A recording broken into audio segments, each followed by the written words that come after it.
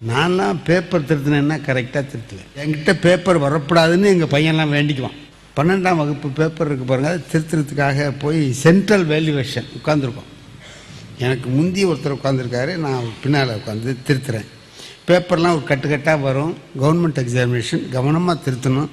ஒரு கவருக்குள்ளே 15 பேப்பர் இருக்கும். அந்த ஆள் ஆரணியிலேருந்து வந்திருந்தார், நல்ல மனுஷன். எடுத்து எண்ணுவார், எண்ணி 15 பேப்பரை எடுத்து இப்படி வைப்பார், கிடுக்கிடுன்னு திருத்துவார். 3 வரியில் விடை எழுதுகன்னு இருக்கும், அதுக்கு 3 மார்க். அவர் 3 வரி இருக்கான்னு பார்ப்பார், டக்குன்னு ஒரு டிக் அடிப்பார், 1.5 மார்க் போட்டுருவார். அதில் என்ன எழுதியிருக்கான்னு அவர் படிக்க மாட்டார். நான் பார்த்தேன், டிக் 1.5, டிக் 1.5, டிக் 1. அடுத்தது 6 மார்க்கு, டிக்கு 3, டிக் 10 மார்க். அவர்கிட்ட வந்தவன் எவனும் ஃபெயில் ஆக மாட்டான், ஒரு 40-50 மார்க் வாங்கிடுவான். ஆனால் 90 வாங்குறவங்க கூட 45 தான் வாங்குவான். யோ பார்த்து திருத்தியா அப்படி அவர் சொன்னார், உன் வேலையை பாரு, நீ பேப்பர் திருத்தாமல் என்னையே எங்கே பார்த்துட்ருக்க அப்படின்ட்டார். ஒரு நாள் ஓசூர்லேருந்து பேப்பர் வந்தது. ஓசூர் பேப்பரில் என்ன ஒரு வித்தியாசம்னு கேட்டிங்கன்னா, அந்த ஊரில் எல்லா மொழிக்காரவங்களும் இருக்காங்க. கன்னடம், தெலுங்கு, எல்லா தாய்மொழி உள்ளவங்களும் இருக்கிறதுனால தாய்மொழி நிறைய அந்த ஃபஸ்ட்டு பேப்பருங்கிறது நிறையா இருக்கும்.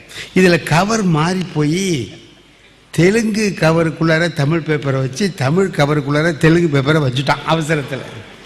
அது எங்கள் ஹாலுக்கு வந்தது, அந்த ஆள்கிட்ட போயிட்டது.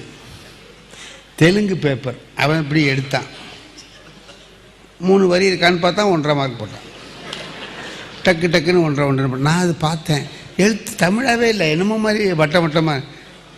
யோ அது என்னன்னு பார்த்தியாயா? இந்த பாரியா, இந்த மாதிரிலாம் எதிரானுவோ நம்ம திருத்த வேண்டியதாக இருக்குன்னார் அவர். இதுக்கடையில் எங்கள் பெரிய ஆஃபீஸர் வந்துட்டார். பேப்பர் மாறி வந்திருக்கு, தெலுங்குக்காரவங்களுக்கு போன தமிழ் பேப்பர் அவங்க திருப்பி கொண்டு வந்து கொடுத்துட்டாங்க, இங்கே யார்கிட்டயோ தெலுங்கு பேப்பர் வந்திருக்கு, நீங்கள் வச்சுக்கிட்டு இருக்கீங்களா, கொடுங்கன்னார். இந்த ஆள் சொல்கிறான், நான் என்னமோ சரியாக திருத்தலைங்கிறியே, எவனோ தெலுங்கு பேப்பரை திருத்தலாம் பாருப்பான்னு ஒரு 3 மார்க் போட்டான். இடையில எங்கள் சீஃப் எக்ஸாமினர் வந்து பார்த்துட்டாரு, பாருயா என்னையா இந்த மாதிரி எழுதிருக்கான் அப்படின்னார்.